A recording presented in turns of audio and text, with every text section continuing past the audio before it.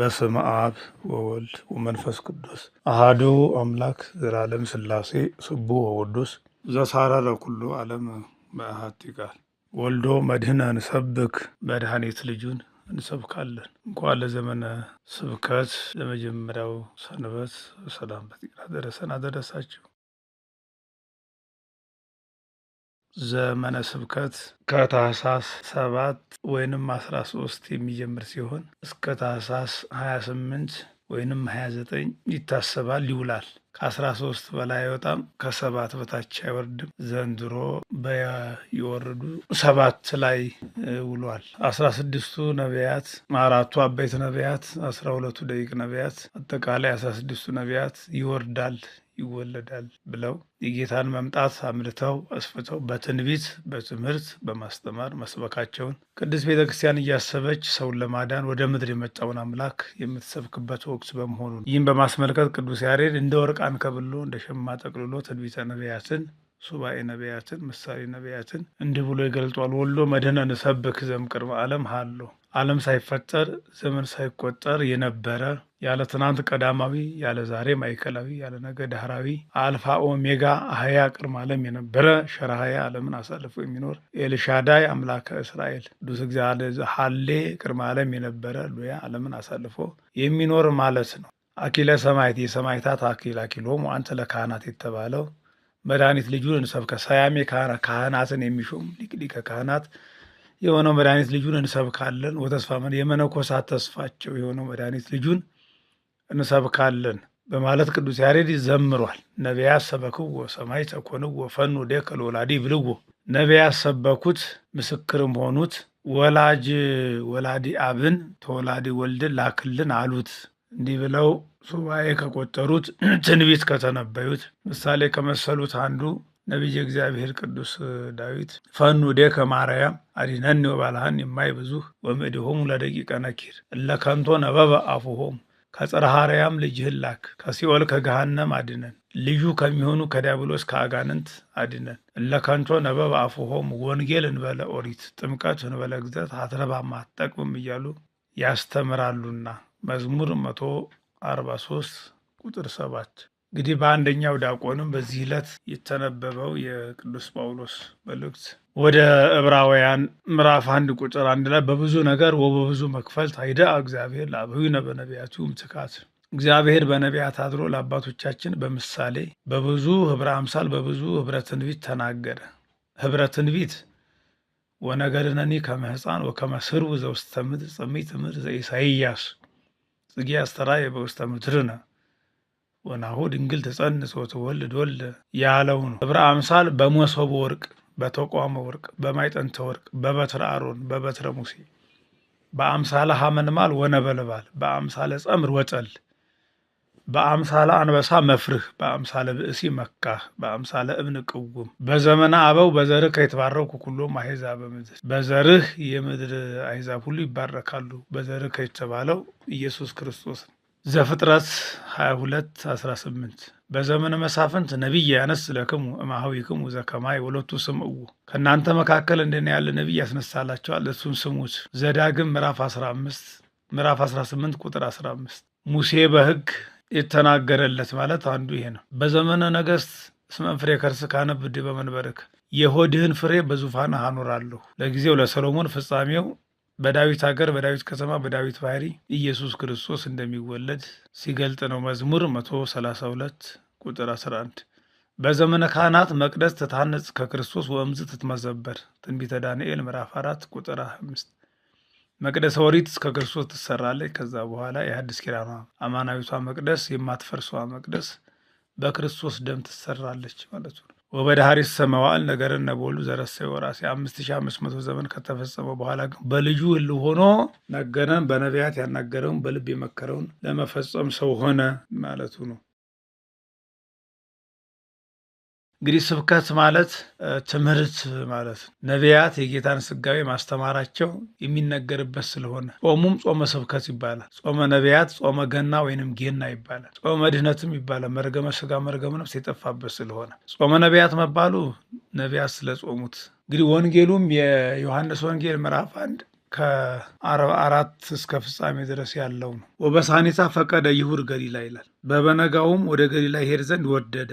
ሳኒታ የሚለው የሳኒታ ሳኒታ ነው። እንግዲህ ይህ ታሪክ የሚወስደን ኢየሱስ ክርስቶስ በዕለተ ማክሰኞ ጥር 10 ለ11 አጥቢያ ተጠምቆ የባሕርይ ልጅነቱን ከአብ ከመንፈስ ቅዱስ አስመስክሮ ሳይውል ሳያድር ዕለቱን ገዳም ነው ሄደው። እናንተም ተጠምቃችሁ ልጅነትን አግኝታችሁ ሳትውሉ ሳታድሩ ወደ ገዳም ወደ ጾም ሂዱ ለማለት ስርዓት ሊሰራልን ሊያስተምረን ወደ ገዳም ገብቷል። 40 መዓልት 40 ሌሊት ጾሟል። ሱባኤው ቅዳሜ ይፈጸማል። ጥር 11 ገብቶ የካቲት 20 ቅዳሜ ያልቃል። ከማክሰኞ ጀምረን ቁጥር ብንቆጥር 40 ቁጥር የሚሞላው ቅዳሜ ላይ ቅዳሜ ሱባኤው ያልቃል።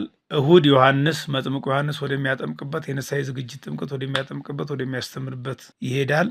ሰኞ የዮሐንስ ወንጌል ምዕራፍ 1 ቁጥር 29 ነዋ በጉ ለእግዚአብሔር ዘያትት ኃጢአተ ዓለም፣ እነሆ የዓለምን ኃጢአት የሚያስወግድ የእግዚአብሔር በግ የቀራንዮ በግ የፋሲካችን በግ ብሎ ዮሐንስ አስተዋውቆታል። ለመጀመሪያ ጊዜ የዓለም መድኃኒት የእግዚአብሔር በግ ብሎ ያስተዋወቀው ዮሐንስ። እንዲህ ሲል ሰምተው ነዋ በጉ ሲል ሰምተው ሁለት ደቀ መዛሙርቱ የቅዱስ ጴጥሮስ ወንድም እንድርያስና ራሱ ወንጌሉን የጻፈው ወንጌላዊው ቅዱስ ዮሐንስ የመጥምቁ ዮሐንስ ደቀ መዝሙር እንደሆነና እነዚህ ሁለቱ ወደ ኢየሱስ ክርስቶስ እንደመጡ ማክሰኞ ደግሞ ሐዋርያው ቅዱስ ፊልጶስና ሐዋርያው ቅዱስ ናትናኤል የተጠሩበት ቀን ነው። ወደ ሰርጉ ቤት የሄደበትም ቀን ነው ማክሰኞ። የካቲት 20 ከገዳመ ቆሮንቶስ ወረደ። እሁድ 1፣ ሰኞ 2፣ ማክሰኞ 3 ወመሳልስት ዕለት ከብካብ ኮነ በቃና ዘገሊላ ያለው ይህን ነው። በሶስተኛው ቀን ሰርግ ተደረገ ማለት ይህ ነውና በበነጋ ወይም ደግሞ በማግስቱ ማለት እንግዲህ እሁድ፣ ሰኞ፣ ማክሰኞ መሆኑን ለመግለጥ ነው እና የሳኒታ ሳኒታ ማለት ይህ ነው። እዚህ ወንጌል ላይ እንግዲህ አንዳንድ ዋና ዋና ነጥቦች እናነሳለን። ቤተሳይዳ የሚለውን እንመለከታለን። ኢየሱስ ክርስቶስ ፊልጶስን አገኘውና ተከተለኝ ያለው። ፊልጶስም ከእንድርያስና ከጴጥሮስ ከተማ ከቤተሳይዳ ነበረ ይላል። የቅዱስ ጴጥሮስና የቅዱስ እንድርያስ ባልደረባ እንደሆነና እንደ ቅዱስ ጴጥሮስ እንደ ቅዱስ እንድርያስ ከቤተሳይዳ የተወለደ መሆኑን ቅዱስ ፊልጶስን ይገልጣል። ቤተሳይዳ ማለት የአሳ አጥማጆች ቤት ማለት ነው። አብዛኞቹ ከአሳ አጥማጅነት የተጠሩ ስለሆኑ ከዚች መንደር ስለተገኙ ቤተሳይዳ ማለት የአሳ አጥማጆች ቤት ማለት ነው። ሌላው ሙሴ በሕግ ነቢያትም ስለ እርሱ የጻፉትን የዮሴፍን ልጅ የናዝሬቱ ኢየሱስን አገኘ ነው የሚል ቃል እናገኛለን። ኢየሱስ ክርስቶስ ፊልጶስን ተከተለኝ አለው። ፊልጶስ ደግሞ አብሮ አደጉ የሆነው ናትናኤልን አግኝቶ ሙሴ በሕግ ነቢያትም ስለ እርሱ የጻፉትን የዮሴፍ ልጅ የናዝሬቱ ኢየሱስን አገኘ ነው ብሏል። ሙሴ በሕግ የጻፈለትን ማለቱ ቅድም ያየነው ሙሴ ለኢየሱስ ክርስቶስ መምጣት ሰው መሆን ሥጋ መልበስ ትንቢት ተናግሯል። አምላክህ እግዚአብሔር ከአንተ መካከል ከወንድሞች እንደኔ ያለ ነቢይ ያስነሳልሃል ዘዳግም 18:15። ለጊዜው ለኢያሱ ፍጻሜው ግን ክርስቶስ ከእስራኤል እንደሚወለድ ሙሴ በሕግ የተነበየው ትንቢት ይህ ነው። ሌላው ፊልጶስ የዮሴፍ ልጅ ማለቱ በቤተ ዮሴፍ ክርስቶስ ማደጉን የዮሴፍ ቤተሰብ መሆኑን ይገልጻል። አሳዳጊውም ወላጅ ተብሎ ስለሚገለጽ ስለሚጠራ የዮሴፍን ልጅ ያለው በዚህ ምክንያት አንድም አይሁድ የዮሴፍ ልጅ ያሉትን አገኘ ነው ማለቱ። አባቶቻችን የዮሴፍ ልጅ ሲል ፊልጶስ የጭፍራ ያለዋቂ ወታደር አነጋገር ብለዋል። ስለዚህ ይህን ሲያቀናው ምን አለ?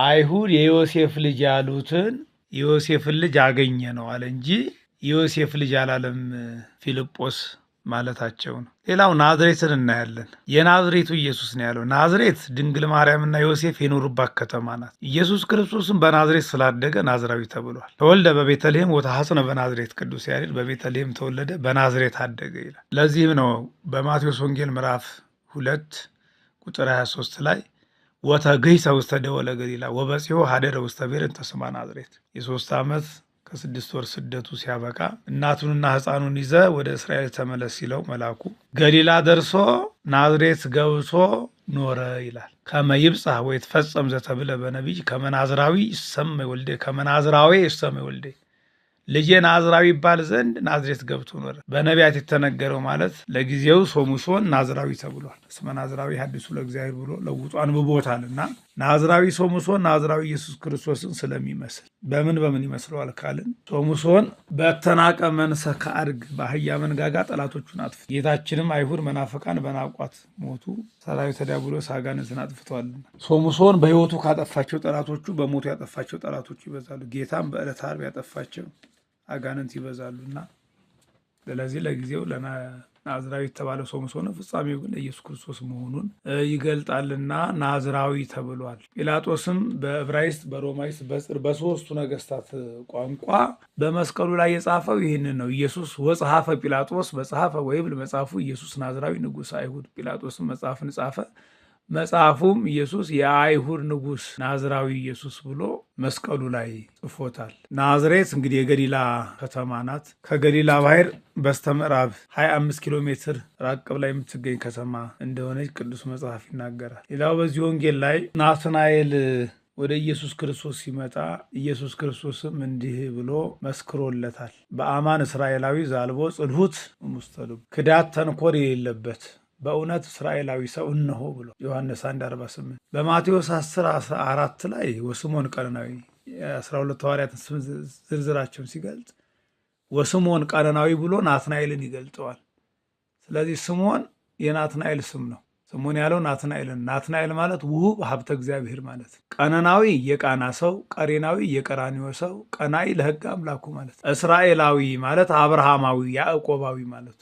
እስራኤል ማለት ህሊና ዘይሬኤዎ ለእግዚአብሔር ነጻሪ ካሊ ምስለ አምላኩ። እስራኤል ማለት እግዚአብሔርን ማየት የሚችል በጎ ህሊና ያለው ህዝብ እግዚአብሔር ማለት። እስራኤል የተባለው የአብርሃም የልጅ ልጅ ያዕቆብ ነው። እግዚአብሔር በሰው አምሳል በሌሊት ተገልጦለት ካልባረከኝ አልለቅህም ብሎ ሲታገል ስላደረ እግዚአብሔርም ከዚህ በኋላ ስምህ እስራኤል ይባላል። ምክንያቱም ከእግዚአብሔር ጋር መታገል የቻልክ ከአጎትህ ከላባ ጋር ተከራክረ ያሸነፍክ ማለት ነው። ዘፍጥረት ምዕራፍ 32 ቁጥር 22። የያዕቆብ የልጅ ልጆችም በአባታቸው ስም እስራኤል ተብለው ተጠርተዋል። ጌታችን ናትናኤልን እንደ መጀመሪያው እስራኤል እንደ ያዕቆብ በጎ ህሊና ያለህ ነህ ሲለው ነው እውነተኛ እስራኤላዊ በአማን እስራኤላዊ ያለው። ሌላው ምዕራፍ 1 ቁጥር 49 ላይ ርኢኩ ከበታች ተጸበለስ የሚል ቃል እናገኛለን። ከበለስ በታች ሳለህ አየሁ።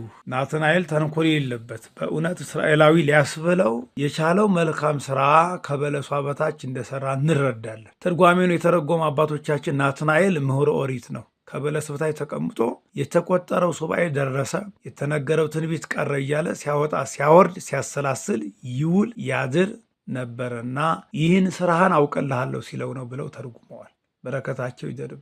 አንድም ናትናኤል በልጅነቱ በቅጥለተ ሕፃናት ጊዜ እናቱ በቀፎ አድርጋ ከበለስ ስር ሰውራው ነበርና ያን ጊዜ ያዳንሁህ የሰወርኩህ ያተረፍኩህ እኔ ነኝ ሲለው፣ እንደሚታወቀው ሄሮድስ ጌታችንን እገላለሁ ብሎ 114,000 ከ4,000 ሕፃናት ማለት 144,000 ሕፃናት 14,000 ከ4,000 ሕፃናተ ገሊላን አስፈጅቷል። ያን ጊዜ ናትናኤል እናት እንዳይሞትባት ልጇ በቀፎ አድርጋ ከበለስ ስር ሰውራው ሸሽጋው ነበርና ያን ጊዜ ያዳንኩ ያተረፍኩ እኔ ነኝ ሲለው ነው። አንድም የበለስ ቅጠል ሰፋፊ ናት ኃጢአት ሰፍናባየው ሲለው ነው። በለስ ዘይቤ ቤተ እስራኤል በለስ የተባለችው ቤተ እስራኤል ቤተ አይሁድ ናት። ሌላው በአንጻለ በለስ ረገማ ለኃጢአት የበለስ ቅጠል እንደሚታወቀው ሰፋፊ ነው። ኃጢአትም እየሰፋች ስለምትሄድ በበለስ ቅጠል ይመስላታል። ናትናኤልም መልሶ ዋውሳ ናትናኤል ወይ ቤሎ ረቢ አንተ ውእቱ ወልደ እግዚአብሔር ወንጉሠ እስራኤል፣ መምህር ሆይ አንተ የእግዚአብሔር ልጅ የእስራኤል አምላክ ነህ ብሎ ናትናኤልም መሰከረ። ጌታችንም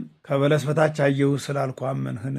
ወእምይእዜሰ ዘየዐቢ እምዝ ትሬኢ፣ ከዚህ የሚበልጥ ገና ታያለህ። ከዚህ የሚበልጥ ታያለህ ማለቱ ናትናኤል እንዲከተለው የናትናኤልን ልቦና ለማነሳሳት ጓጉቶ እንዲከተለው 3 ዓመት ከ3 ወር የሚያደርገውን ተአምራት ነው። ከዚህ የሚበልጥ ታያለህ ማለቱ ውሃውን የወይን ጠጅ ማድረጉን ኃጢአትን ማስተስረይ ነው እና አልዓዛርን ማንሳት፣ የዕውራንን ዓይን ማብራት፣ ለእነዚያ ዕውሩ ተወልደ ዓይንን መስጠት፣ ይህንን ነው ታያለህ ያለው። ሌላው ሰማያት ሲከፈቱ የእግዚአብሔር መላእክት ሲወጡ ሲወርዱ ታያላችሁ።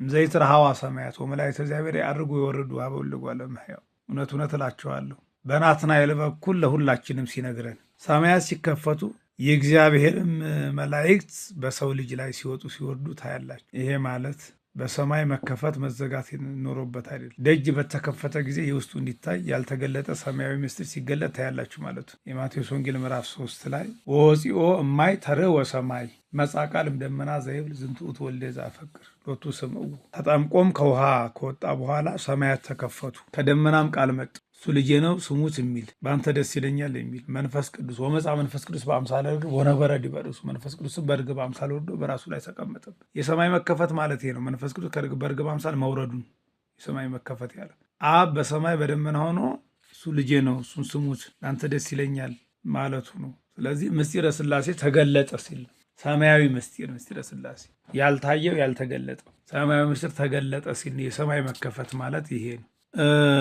እንግዲህ ሊቃውንቱ ይህን በማስመልከት የሰማይ መከፈት የሚለውን ሲገልጡ ሲያመሰጥሩት ርኅወተ ሰማይ የሰማይ መከፈት ማለት ሰማይ ይከፈታል ወይንም ይዘጋል ወይንም ደግሞ በር መስኮት አለው ማለት አይደለም። ሰማዩ ይከፈታል ማለት ጸሎቱ የሚያርግበት የታጠነው ማዕጠንት የተሰዋው መስዋዕት የበራው መብራት የተጸለየው ጸሎት ሁሉ ቅድመ እግዚአብሔር የሚደርስበት ሰማየ ሰማያትን ሰንጥቆ ማለት ለጽርሐ የሚያደርግበት ተብሎ ስለሚታመን ርኅወተ ሰማይ ይባላል። በዓመት ውስጥ ለምሳሌ 7 ጊዜ ርኅወተ ሰማይ የሰማይ መከፈት ተብሎ ይታሰባል። ከጳጉሜ 3 ጀምሮ እስከ 52 ቀን በመቁጠር በ52ኛው ቀን ርኅወተ ሰማይ ይባላል። በ52 ቀን በአንድ ዓመት ውስጥ 7 ጊዜ ይሆናል። ለምሳሌ ጳጉሜ 3 የሩፋኤል ዕለት ርኅወተ ሰማይ የሰማይ መከፈት ተብሎ ይታሰባል። በጥቅምት 19፣ በታኅሳስ 11፣ በየካቲት 3፣ በመጋቢት 25፣ በግንቦት 17፣ በሐምሌ 9 በእነዚህ ዕለታት ርኅወተ ሰማይ ይሆናል። በዚህ ቀን ብዙ ጸሎት ይጸለይበታል።